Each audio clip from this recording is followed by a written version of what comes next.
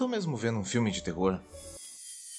Olá meus queridos, eu sou o Tirsneut. Vocês se lembram quando Robert Eggers criou o pós-terror? Em defesa dele, esse termo idiota foi cunhado pelos críticos e jornalistas da época. O cara fez o trabalho dele e nos entregou um filme que não só definiria o que é terror nos últimos anos, como também gerou uma porrada de clones tendenciosos. E talvez, quem sabe, tenha chegado a hora do próprio Eggers fazer a cópia tendenciosa do seu próprio estilo. Mas eu acho que eu estou me adiantando, a gente ainda tem um longo caminho pela frente. Falar de Nosferatu não é muito fácil, porque ele é um remake surpreendentemente fiel de um filme de 1922 criado na Alemanha, e esse por si só é uma cópia bem descarada do livro Drácula escrito por Bram Stoker, ou seja, eu me vejo no dever de falar um pouco sobre o clássico do diretor F.W. Murnau.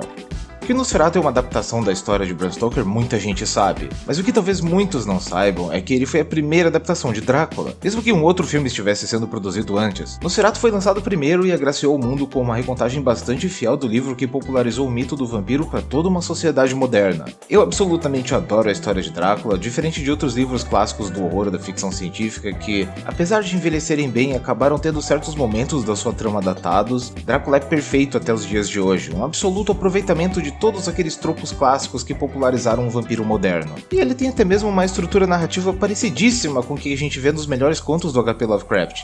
É sério, se você tirar os temas religiosos, Drácula é Lovecraftiano pra caramba. Como a produção de Nosferatu não era licenciada, a viúva do autor não gostou nem um pouco de saber que a obra do seu falecido marido estava sendo adaptada numa versão que não tinha sua permissão. E levando em conta que todos os idealizadores do filme muito provavelmente não tinham condições financeiras de adquirir os direitos, se é que a viúva lhes concederia os direitos de qualquer forma, tiveram de ver o seu filme sendo destruído pelas autoridades. Uma verdadeira caça às bruxas foi feita em cima daqueles rolos. O que não ajudou muito também foi o fato de que as versões inglesas de Nosferatu tiveram na tradução as cartelas de textos com os nomes dos personagens originais da obra de Bram Stoker, fazendo o plágio ficar ainda mais explícito. Para nossa sorte, alguns rolos sobreviveram em alguns cantos do mundo e hoje o filme pôde ser totalmente restaurado. Inclusive a versão com os textos originais em alemão quase se perdeu para sempre, e se eu não me engano, apenas um exemplar dessa versão foi encontrado intacto. Nosferatu poderia ter se tornado uma lost media, uma das maiores do mundo. A gente não teria nem aquela piadinha do Bob Esponja hoje. O filme em si é muito simples. Existe uma versão dele que possui uma paleta de cores azuladas para diferenciar o dia da noite, mas não foi essa que eu assisti. A maioria das cenas à noite foram gravadas durante o dia e não há absolutamente nada que nos dê algum indicativo de que deveríamos estar vendo um cenário noturno.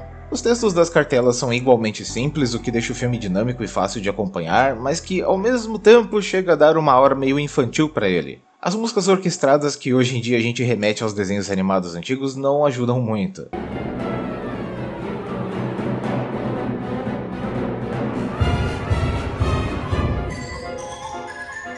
Na verdade, Nosferatu possui um ar cômico na maioria do tempo. Chega a ser difícil dizer se o diretor não tinha algum tipo de comédia em mente quando o produziu. Porém, temos que lembrar que a percepção das pessoas para o terror nessa época era deveras diferente do que temos nos dias atuais. É só lembrar que nos anos 80, The Thing era considerado sangrento demais para o público e, bom, recentemente a gente teve a Substância provando que nada mudou. Tirando esses detalhes, Nosferatu é um charme. O próprio Conde Orlok, a versão alternativa do Conde Drácula, é uma estrela absoluta. Ele tem aquele jeitão desengonçado, meio bobo, mas ao mesmo tempo assustador. Algumas cenas com ele são genuinamente sinistras e o uso de stop motion em certos trechos enriquece muito a aura sobrenatural dele. Agora falando do filme do Eggers, ele é meio sem graça.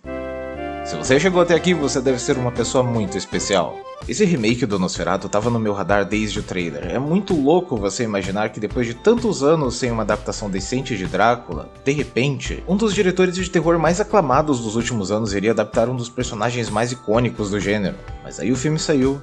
Eu vi um pessoal falando dele como se tivesse algo meio polêmico, outros agindo como se o filme fosse uma obra-prima e você sabe, o mundo que a gente tá vivendo é meio dodói. Se você vê alguém elogiando muito ou xingando muito uma coisa, é porque tem política envolvida, então o meu medo cresceu. Mas tudo o tempo todo tem política, não existe arte sem política, e mesmo que exista, uma obra assim não tem substância. Cala a boca, espantalho, eu tenho nojo de você. Por mais que exista um fundo de verdade nisso, é papinho, não caia. Isso é coisa de gente com segundas intenções que quer achar política em tudo pra depois jogar na sua cara que as obras que você ama são problemáticas. Mas um monte de filme que você gosta trata de política. Sim, a arte retrata problemas de cunho político em algum grau desde sempre porque autores gostam de desenvolver tramas sobre conflitos corriqueiros da nossa sociedade. Inclusive, A Bruxa do Robert Eggers é um filme que aborda todo o lance da demonização do corpo feminino e o repúdio repúdio ao sexo gerado pelo medo do desconhecido dos dogmas da religião. Só que A Bruxa é primeiro um filme, uma obra de arte, uma obra de entretenimento e depois uma crítica social. Eu acredito que ninguém sentiu que estava vendo uma propaganda disfarçada de um filme de terror. Problemas reais geram terror real. A política é usada como um veículo que nos permite entender a dor humana. Dito isso, Nosferatu é um filme bem convencional nesse aspecto. Ele tem obviamente a mensagem dele a respeito de sexo, pecado e ignorância, mas é algo bem condizente com o tema da obra. Inclusive, aparentemente o Nosferatu original também tem um pouco de tema sexual nele, é só que a única cena que denota isso pra mim é essa, então eu não quero ir muito fundo nesse tema, pelo menos não sobre o filme de 1922. Esse atual não é polêmico de forma alguma, nem positivamente ou negativamente, e isso de certa forma me decepcionou um pouco, mas nem é de longe o maior problema que eu tive com ele. Então a partir de agora eu vou começar a falar abertamente sobre a história do filme. É aquele momento em que você decide se vai me acompanhar caso ainda não tenha assistido. Eu recomendo que você assista antes? Sim, mas eu tenho que dar pelo menos uma ressalva. O filme é arrastado. Ele tem 2 horas de duração mais ou menos, mas parece que são 4. Tirando isso, pode ser que você goste, porque o maior problema que eu tenho com ele é de certo modo subjetivo. E caso queira baixar o original para ver como ele é, você pode encontrar ele com legendas no Internet Archive. Mas caso seu inglês seja ruim e você não consiga ler as cartelas, eu já aviso, a tradução não tá legal e pode ser que alguns detalhes acabem passando, mas não é nada que vai tirar o seu entendimento da história. Então para quem fica, vamos ver o que tem de tão especial em Nosferatu. Como eu disse antes, esse filme é incrivelmente fiel ao original, mas de alguma forma estranho. Ele também é uma adaptação de Drácula, e eu acho que vai dar para entender melhor conforme a review avança. Thomas Hutter é um corretor de imóveis, eu acho, que recebe do seu patrão a árdua tarefa de viajar para a terra da Transilvânia a fim de fechar com um conde misterioso a papelada para a compra de uma mansão em ruínas, na cidade de Visborg. E logo aqui tem uma decisão interessante de ambos os diretores, porque Visborg é uma cidade que fica na Suécia, sendo que ambas as histórias se passam na Alemanha. Inclusive, o filme de 22 tem parte da sua produção gravada em Lübeck, local que também está presente na versão do Robert Eggers. Como ninguém sabe a razão pela qual o diretor do filme original escolheu chamar Lübeck de Visborg, nós só podemos assumir que o Eggers quis manter assim por pura preferência. Aliás, no filme dele eles não falam Visborg, eles falam Visburg, alguma coisa assim. Eu não sei se ele alterou para virar uma cidade fictícia, eu só sei que é assim. Ou talvez eu esteja pronunciando errado, então... Eu acho muito engraçado que no filme original o Hunter fica todo empolgado com a viagem e ele vai falar com sua esposa Ellen sobre a sua partida, e a forma como a cena se desenrola é assim.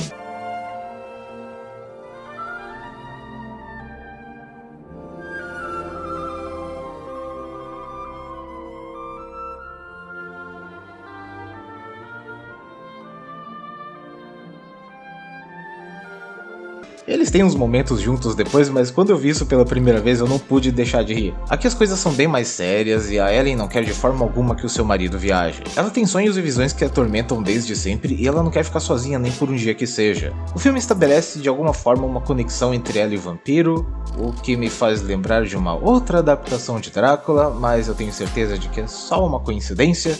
Na verdade, eu acho melhor começar o filme de fato da primeira cena.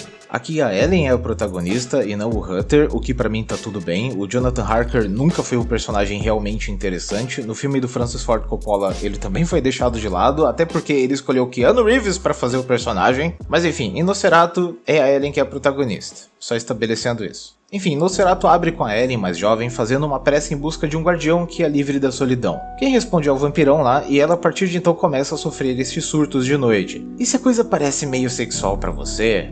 é porque é mesmo. Acho que quando ela pediu por uma companhia não era bem esse tipo de coisa que ela tava pensando. O quê? Nem foi uma piada. Agora sim temos o começo clássico com ela e o Thomas Hutter casados. Ellen odeia a ideia do marido viajar porque ela acredita que é a presença dele que faz os seus surtos sumirem. E tem medo que as convulsões voltem caso Thomas fique tempo demais longe dela. Bem, ele acaba viajando mesmo assim e deixa a Ellen aos cuidados do seu amigo todo vídeo vai ter isso.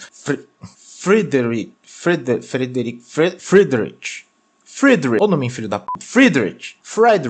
Rico frito. Pronto. E a sua esposa Anna, melhor amiga de Ellen. Eu acho curioso que no filme original, mesmo que o cartaz deixe bem claro que a viagem aos Cárpatos é bem longa e exaustiva, a impressão que eu tenho é que o Hutter viajou por apenas algumas horas antes de parar numa pousada no fim do mundo. Nota para o terrorizante lobisomem que assombra os pobres moradores daquela noite, que nada mais é do que uma hiena listrada. É o lobisomem mais adorável que eu já vi. Infelizmente não tem nada assim nesse novo filme. O que tem é a pousada lotada de ciganos que riem do Hutter e depois presenteiam ele com um crucifixo.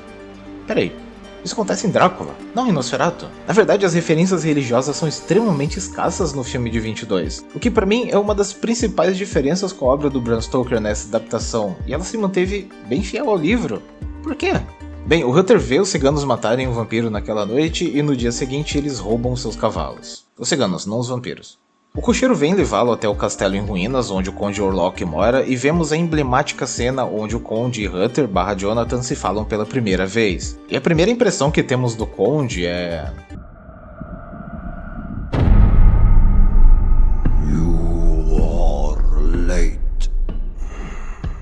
Ele tem asma. Ok, eu tenho algumas observações sobre a aparência do castelo e do Conde. Eu acredito que o castelo é o exato reflexo desse filme como um todo. Justamente por causa de A Bruxa, e eu sei que tá ficando meio chato, mas eu vou citar A Bruxa algumas vezes nesse vídeo mesmo, o cinema de terror dos últimos anos começou a fazer essa aproximação mais realista do mundo. Aqui em Nosferatu isso também acontece, e não é pra menos. Foi o estilo que o próprio diretor popularizou. Tudo é frio, minimalista, direto. Quando vemos os corredores do castelo, ele não está apenas em ruínas, ele é de fato uma ruína, como na vida real, todo empoeirado, quase sem mobília, sem nenhum sinal de que algo vive nele. Isso é interessante quanto decisão criativa, mas não cativa, e talvez esse seja o problema que vai perdurar até o fim do filme. O Conde Orlok aqui tem todas as características do Nosferatu clássico, menos aquele aspecto de rato, o que é estranho porque sem isso, ele se parece com tudo menos com o vampiro do filme de 22. Inclusive, ele tem até mesmo o bigode do Drácula, o que mais uma vez aproxima a obra mais de uma adaptação do Drácula do que de Nosferatu. Ah, mas eles não são a mesma coisa?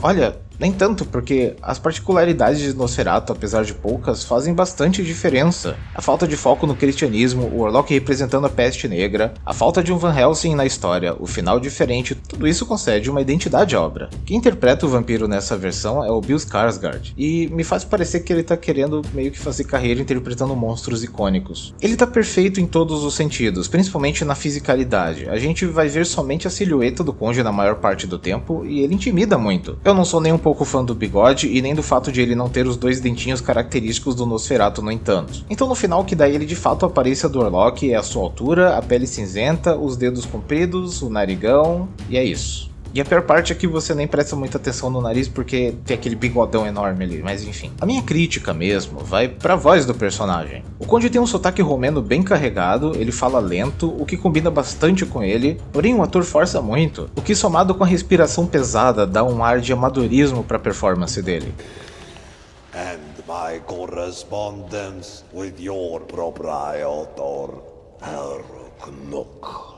Ele precisa fazer o vozeirão e depois respirar com dificuldade, e nesses momentos dá pra perceber o ator tendo dificuldade pra manter a voz. É parecido com o que acontece com a Emma Stone em Cruella. A atriz tá excelente no papel, mas só quando ela é Stella. Quando ela faz a Cruella dá pra perceber claramente o vozeirão forçado. Dito isso, é impressionante ver como um cara magrelo como Bill Skarsgård conseguiu convencer como um conde gigante e ameaçador. Tem muito truque de luz e câmera ali, mas ele merece uma grande parte do mérito por fazer funcionar. Aileen volta a sofrer os surtos e Thomas percebe bem rápido que o Conde não é coisa boa. Inclusive, palmas pro Nicholas Hoult, que fez um Hutter / Jonathan com emoções críveis, diferente daquela porta do Keanu Reeves. A cena onde ele assina o documento entregando a casa pro Orlok é sinistra, dá pra ver que ele luta contra todos os seus instintos nela. Ele sabe que ele tá abrindo as portas pra um predador entrar na cidade que ele mora. E que assinatura bonita, não? Essa parte da história é ainda mais parecida com as outras versões, o Thomas fica um tempo morando naquele castelo, o Conde se revela um monstro e dá um jeito de partir pra sua nova casa enquanto o rapaz é deixado pra morrer nas ruínas, mas também escapa de última hora se jogando num rio. O único destaque aqui é que o Conde bebe o sangue do Thomas antes de viajar, mas dá pra ver que ele tá pensando em outra pessoa enquanto ele faz isso. Ellen piora, o que deixa Anna e o seu marido bem preocupados. Eles usam a ajuda de um médico particular, mas o tratamento questionável da medicina do século XIX não produz resultados. Enquanto isso, o patrão de Thomas Hutter enlouquece por causa da conexão que ele mantém com o vampiro. Esse é um ponto em comum em todas as versões da trama. Quem é o responsável por fazer o protagonista viajar até a Transilvânia é esse homem que recebe uma proposta de vida eterna em troca da sua lealdade ao vampiro. Ele é uma das peças mais importantes para o plano de Drácula, mas sempre acaba atraído pelo conde e deixado para morrer. Um detalhe importante aqui no Nosferatu é que o Knock, essa versão do personagem, pratica ocultismo. Fora isso, não existe motivo para detalhar todas as cenas com ele. O Hutter é encontrado todo arrebentado e levado para uma espécie de convento, e enquanto o estado de Ellen piora, o médico recomenda o serviço de um cientista maluco chamado Albin von Franz.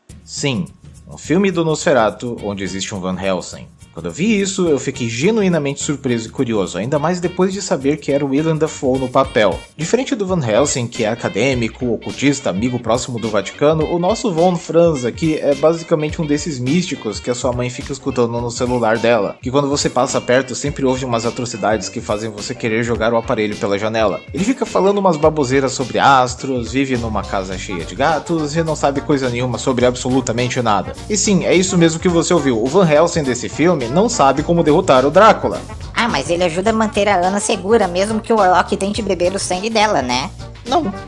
Até porque ela é atacada em uma única noite, 2 no máximo, e ele nem tem tempo pra reagir. O Von Franz até que tem utilidade no final da história. Existe um detalhe que eu deixei passar da primeira vez que eu vi o filme, mas que revendo ele pra fazer essa review eu notei. Então, ele não é um inútil tanto assim. Menos mal, eu gosto quando a culpa é mais da minha idiotice e não dos outros. Desculpa, eu me adiantei, mas é que é zoado demais você adaptar um personagem que não existe na obra Nosferatu, só pra no final o filme ficar pior com ele. É coisa que a Disney faz, tá ligado? Enfim, o Von Franz dá uma bronca nos cavaleiros por estarem utilizando os métodos dignos de sanatório para tratar a Ellen e diz que os surtos dela possuem uma origem paranormal, e deixa que eles ocorram naturalmente todas as noites. Cutter tem uma melhora e decide que vai voltar para a Alemanha o quanto antes, e o Conde embarca no Demeter, ou melhor, no Impusa, que não é uma deusa grega, mas sim um dos vassalos dela. No final o navio tem nome de personagem grego e é isso que importa, vida que segue.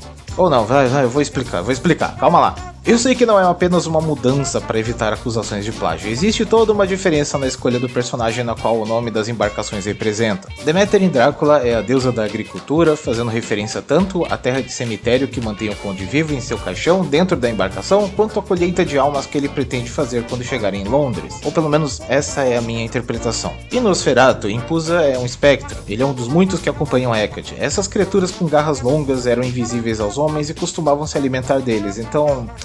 cada versão possui uma embarcação com o nome mais apropriado para o vampiro que está a bordo. A embarcação chega com todo mundo vivo, só que ao contrário, e com ela vem centenas de roedores bem fofinhos e cheios até os ossos com a peste negra. A partir daqui a cidade entra em quarentena e diferente de Drácula, onde apenas algumas pessoas morrem na região, em Nosferatu os caixões começam a sair das casas e não param mais. Uma diferença grande e crucial entre as obras, pois o Warlock abraça menos aquele conceito de parasita predador de Drácula e vai por um caminho muito mais viral, uma doença mesmo. Não é à toa que o clã que ele inspira em Vampiro à Máscara é composto por vampiros pútridos e cheios de doenças que vivem no esgoto. O Van Helsing da Shopee reconhece que eles estão lidando com o vampiro e Warlock começa a visitar Ellen enquanto ela dorme. Ele diz que Ellen não pertence aos vivos e revela que ela o despertou no passado e que agora ele não apenas está prometido a ela, como o marido dela a vendeu para ele quando assinou aquele contrato. Ele então diz que em 3 noites ela vai se entregar a ele e até lá as coisas vão piorar. Ellen acorda ouvindo os gemidos de Anna e quando se vira para ver, ela está sendo devorada por ratos. Mesmo não morrendo, ela contrai a praga e começa a decair muito rápido, deixando as suas 2 filhas com medo e o marido mais paranoico do que nunca.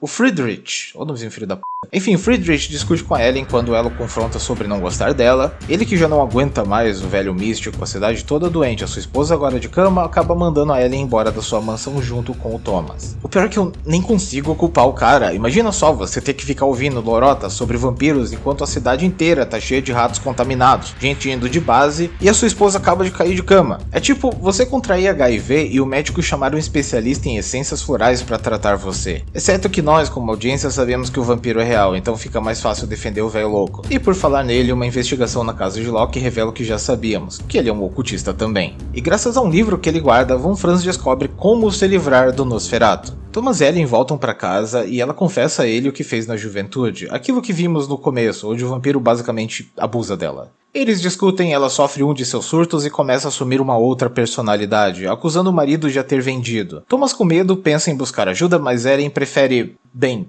eu não vou arriscar mostrar nada, mas fiquem com essa imagem para ilustrar. Então o, entre aspas, amor do Thomas é o que tem mantido os seus surtos afastados. Mas agora que o Nosferatu tá na cidade, vai ser ainda mais difícil resistir a eles, certo? Você tá querendo me dizer alguma coisa, filme? A forma como ela simplesmente volta ao normal quando Thomas ameaça sair da casa me faz pensar que ela estava deliberadamente permitindo que esse lado dela dominasse. Naquela noite, enquanto os 2 pombinhos bimbam, Anna e suas filhas são vítimas do conde de novo, deixando... deixando Friedrich vivo e completamente sozinho no mundo. Se o cara já tava surtando antes, imagina agora. O médico místico tem uma conversa com Ellen sobre ela possuir um dom natural pro oculto, coisa que nem ele nem o Nock possuem, e que é a falta de conhecimento dela em tais poderes que a torna tão vulnerável. Ou seja, Ellen possui uma predisposição a ser uma feiticeira, ou bruxa, chame como quiser. Eu já li que a ideia por trás do vampirismo do Conde Orlok no filme original é que ele fosse alguma espécie de satanista que conseguiu de alguma forma continuar como um morto-vivo. Isso faz todo sentido aqui, já que podemos assumir que tanto ele quanto a Ellen possuem o mesmo dom, uma predisposição para magia que os tornam superiores a ocultistas comuns. Isso também explica a conexão que eles possuem desde muito tempo e como ela mesma foi capaz de trazê-lo dos mortos como assim desejou no passado. O personagem do Dafoe complementa dizendo que se fosse no passado, ela seria admirada e até mesmo venerada, mas que nos tempos modernos o medo das pessoas fez ela ter uma vida miserável. Agora, eu não sei se apenas vendo o vídeo deu pra perceber, mas as crises da Ellen fazem ela agir como se estivesse... Bem, olha a imagem aqui de novo. Imagina como ela devia ser vista pelos vizinhos e até mesmo pela própria família. Que juventude horrível ela não deve ter tido, sendo mal falada até conhecer o Thomas e ter finalmente um pouco de paz. Mas aí fica a dúvida, ela ama o Thomas realmente por ele ser quem é? Ou ama a proteção que ele traz pra ela? Kick-Ass, triste demais com a perda da sua família, decide bimbar uma última vez com a sua esposa e simplesmente morre do nada. Mas é sério, o cara tava relativamente bem de saúde até uns dias atrás, aí do nada ele dá umas tossidas, comete necrofilia e vai de Vasco. Agora a turma do Von Franz está menor, mas pelo menos eles têm um plano e já sabem como se livrar do vampiro, ou pelo menos o médico místico sabe. Eles deixam Ellen na casa e partem para onde o Conde mora. Chegando lá, é basicamente uma cripta, e quem tá no caixão é o Nock. Ou seja, nessa versão da história, ele finalmente conseguiu o que queria. Orlok aparentemente estava de fato transformando ele no vampiro, o que, acreditem se quiser, é o que justifica a existência de um Van Helsing nessa história. Veja bem, no filme de 1922 o final é bem anticlimático. Um livrinho cheio de explicações que o Hutter encontra na Romênia possui o segredo para vencer o Nosferatu, e basicamente é a luz do sol. Eu sei que isso parece óbvio, mas na verdade foi justamente o Nosferatu que introduziu essa clássica fraqueza dos vampiros à luz solar. No livro do Bram Stoker, eles simplesmente são cadáveres ordinários durante o dia e de noite podem perambular livremente. Então, para vencer Nosferatu, uma donzela de coração puro deveria se entregar a ele de bom grado de modo que ele não visse o sol nascer e perdesse o primeiro canto do galo. E é exatamente isso que acontece, ele perde tempo demais bebendo o sangue da Ellen, o sol nasce, ele morre, ela também, e o filme acaba. Nessa versão, apenas o Von Franz sabe disso e leva os outros para casa do Conde a fim de pôr um fim no Nock. E enquanto eles estão lá prontos para incendiar tudo, Thomas percebe que deixou a sua esposa vulnerável ao Conde e sai correndo para casa. Nosferatu visita Ellen pessoalmente pela primeira vez e, contra tudo que ela nos fez acreditar até então, acaba consumando o ato de boa vontade com o vampiro, deixando ele também beber o seu sangue. Eu nem sei o que eu vou botar nessa parte, esse é um filme cheio de nudez. É curioso que esse é o primeiro vampiro da história, pelo menos que eu tenho consciência, que bebe sangue do peito e não do pescoço. E antes que você, safadinho, venha dizer alguma coisa, também não é esse sentido que você pensou não. Ele tira o sangue um pouco à direita do centro da caixa torácica, eu não sei se passa alguma veia grossa ali próxima do coração, provavelmente sim, o que com certeza um vampiro que não possui presas precisa, já que ele é incapaz de absorver sangue de maneira sobrenatural. Enfim, eles fazem ali o coito, o sol nasce, ele frita, Ellen morre e o filme acaba. A minha voz acabou também. Bem, por onde eu começo? Nosferatu é o tratamento de A Bruxa dado a um remake, e eu sinto que isso não casou tão bem com aquilo que o filme prometia. Já que quando é um remake você tem expectativas, quando é um filme autoral você não tem nada. Eu citei o Drácula de Bram Stoker do Francis Ford Coppola 2 vezes na review e infelizmente eu acho que eu vou ter que fazer certas comparações entre esses dois filmes nessa análise. Eu sei que isso não é legal, são dois filmes diferentes, de diretores diferentes, com estilos diferentes, e a gente não pode ficar desejando que um filme seja igual ao outro, porém, ambos são adaptações da mesma história, a diferença é que Nosferatu é uma adaptação da adaptação. E calha, que Drácula de Bram Stoker simplesmente é um dos melhores filmes de vampiros já feitos na história do cinema. Essa é a minha opinião? Sim, mas é no mínimo inegável que o filme é bom pra caramba. E Nosferatu parece querer ser uma antítese do filme do Coppola. Lá as cores eram vibrantes, o Drácula era uma alma atormentada, se agarrando a cada vestígio de humanidade que ainda havia lhe restado. Seu amor pela Mina Harker era também algo além do físico, chegava a ser profético. O filme é triste, romântico, enérgico, tem magia, tem mistério, tem p***ia. Nosferatu tem poeira e tem p***. mas nenhum deles tem graça. E eu nem sei dizer se foi alguma limitação do Eggers ao se apegar ao seu estilo de fazer cinema, porque ele também dirigiu O Farol, do qual aliás eu já falei no canal, eu só não me lembro se o vídeo foi bloqueado ou algo assim, e por mais que eu não tenha entendido absolutamente nada daquele filme, ele é consideravelmente diferente de A Bruxa e possui bastante personalidade. Ou seja, o diretor quis fazer o Nosferatu dessa forma porque sim. E se não ficou claro o que exatamente eu estou criticando nesse filme, é que ele é morto. Dá pra ver que essa é a vontade do diretor mesmo. Até o trabalho de câmera é diferenciado aqui. Ele evita muitos takes aéreos, trabalha muito com o que está em primeiro plano e deixa o que está atrás no escuro e sem muito detalhamento. É como se a câmera só pudesse se mover em forma de cruz no set, deixando o filme com uma horizontalidade bem grande. Eu não sei se esse termo se aplica bem aqui, mas eu tô usando ele mesmo assim. E tudo isso é estético e coerente, nada de errado aqui, e é artisticamente aceitável. Só que a produção pesa tanto a mão nisso que muitas vezes o filme parece estar no piloto automático. A câmera obedece essas regras de só se mover para os lados e para frente, logo não tem cortes rápidos e nem ângulos dinâmicos. Os personagens andam para lá e para cá no set como se estivessem num palco de teatro. Isso vai criando um certo distanciamento do público com eles. É um filme que não dá lá muito medo, assim como muitos outros filmes de terror, no geral. Para um filme ser assustador, ele precisa abrir mão de muitas coisas das quais grandes diretores não estão dispostos a fazer, e Nosferatu acaba sendo fortemente dependente da sua estética. Mas como eu já disse, essa estética é muito focada em um minimalismo realista. Você conhece os personagens, eles são interessantes, possuem conflitos, alguns têm as suas camadas, mas é tão difícil se importar com eles. O mais próximo disso que eu senti o filme todo é quando o personagem do Aaron Johnson perde a sua esposa e filhas, mas não é tanto pela direção, mas sim pela situação mesmo, você sente empatia por ele. E essa apatia do filme vai te envolvendo por 2 arrastadas horas, onde você assiste a uma trama em que 90% dela é uma das histórias mais famosas do mundo, e os outros 10% são praticamente o que provavelmente ficariam melhores num filme autoral do Eggers. Então o filme é ruim? Não!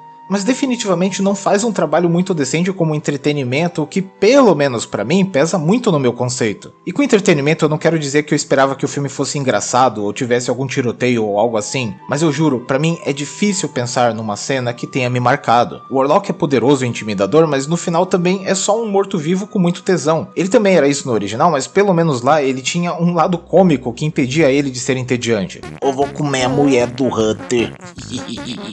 Agora veja só a armadilha criativa que o Eggers se meteu aqui. Se ele tivesse feito o filme focado no ocultismo, porque esse é um filme que possui 4 personagens relacionados com esse tema, ele teria um bom norte. Porém, explicar magia tira toda a magia da coisa, tira o foco do filme também. O vampiro dele nem tem tantas características de vampiro assim. Imagina se a história fosse sobre a Ellen aprendendo a lidar com seus dons sobrenaturais, que desastre seria. Outro caminho que ele poderia ter se focado mais é o da crítica social, o que eu não iria me importar tanto se fosse, mais uma vez, um filme autoral. Midsommar fez isso e eu gostei, mas eu ficaria bem puto em ver um remake de um dos filmes mais importantes do cinema se reduzindo a mais uma crítica sobre como a sociedade projeta os seus demônios na figura da mulher. O que inclusive tá no filme, mas não possui um foco tão grande, tanto que muita gente nem entendeu exatamente a fixação da obra por sexo, mas é basicamente isso. Ele fez muito bem em não tornar o Nosferatu uma figura a se simpatizar. Eu imagino que nem todo diretor teria essa consciência de que o Conde Warlock precisa ser de fato um vilão completo. Eu sei que a gente tá numa fase de subversão da figura do monstro, mas alguns monstros precisam continuar sendo o que são. Só que isso também faz do Conde um personagem bastante esquecível. Ele é mau, ele quer levar a Ellen, e é só isso mesmo. Então, só reforçando o que eu já falei, ao meu ver, o que faltou aqui foi, ironicamente, tesão. E você percebe isso muito facilmente ao decorrer da sua arrastada história. Todo mundo sério, aquele trabalho de fazer os personagens soarem convincentes, os cenários cinzentos, a entrega da Lily Rose Depp, tudo isso, e quando o filme acaba, você percebeu que só assistiu uma versão mais conceitona de Drácula. Agora sobre as coisas que eu achei interessantes. Logo no começo, as filhas da Anna falam que tem um monstro que respira alto debaixo da cama delas. Na hora eu pensei que fosse só uma forma de estabelecer o medo das crianças sem perder o tema. Não tem como ser o Nosferatu, afinal de contas. O Thomas nem tinha encontrado o Conde ainda e vampiros não precisam respirar. Mas aí o Warlock aparece todo asmático e... Peraí, essas meninas também têm pesadelos com ele? O vampiro claramente possui uma ligação fortíssima com as mulheres nessa adaptação, não é uma coincidência. Ele não é só um talarico como no filme original. A minha conclusão sobre o subtexto do filme é que ele representa uma vítima de abuso sexual tendo que lidar com os próprios traumas após sofrer com isso por anos, e ainda por cima aguentar as pessoas ao seu redor a julgando por algo da qual ela nunca teve controle e muito menos culpa. Isso explica como até mesmo personagens bons, como Rico Frito, tratam ela de maneira tão estranha. O Thomas nesse sentido sentido seria de fato alguém que a livrou da estigma de ser uma mulher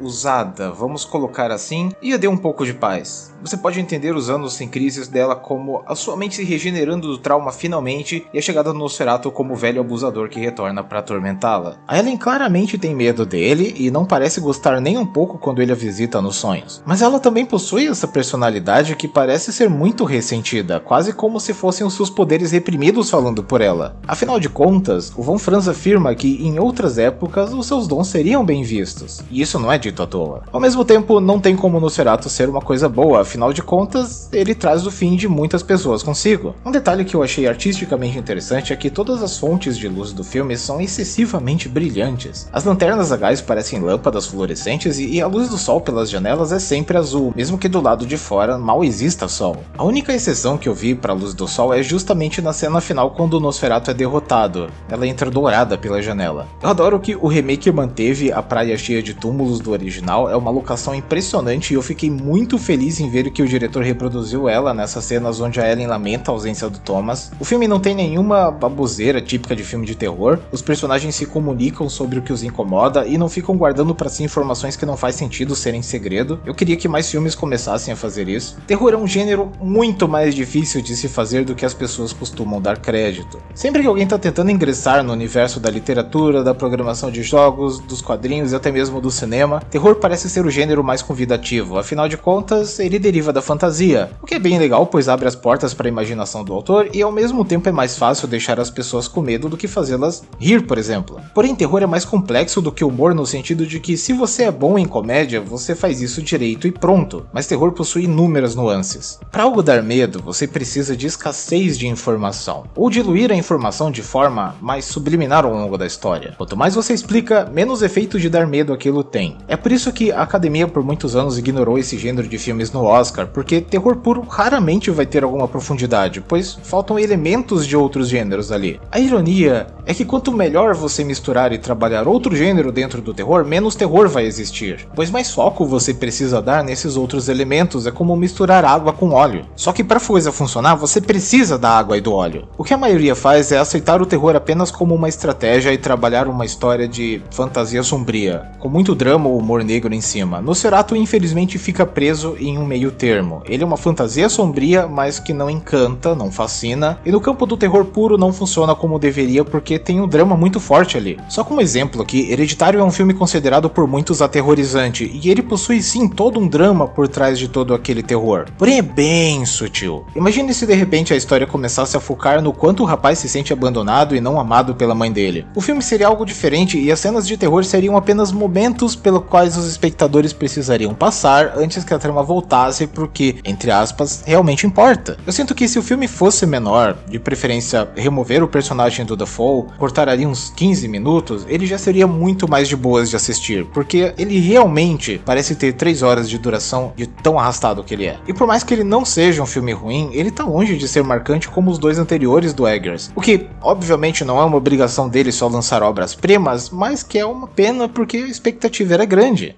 E você, o que você achou de Nosferatu? Deixa eu acabar o vídeo aqui, pessoal, minha voz já era. Sabia que a versão estendida mal tem diferença do corte cinematográfico? O que é um alívio, eu não acho que eu tancaria mais 30 minutos. Se você chegou até aqui, você deve ser uma pessoa muito especial. Não se esqueça de comentar com educação, se gostou do vídeo deixa o like, e se está chegando agora no canal, eu te convido a assistir outros vídeos. Quem sabe você vem se juntar a nós. Obrigado pela sua audiência, eu vou indo nessa e até mais.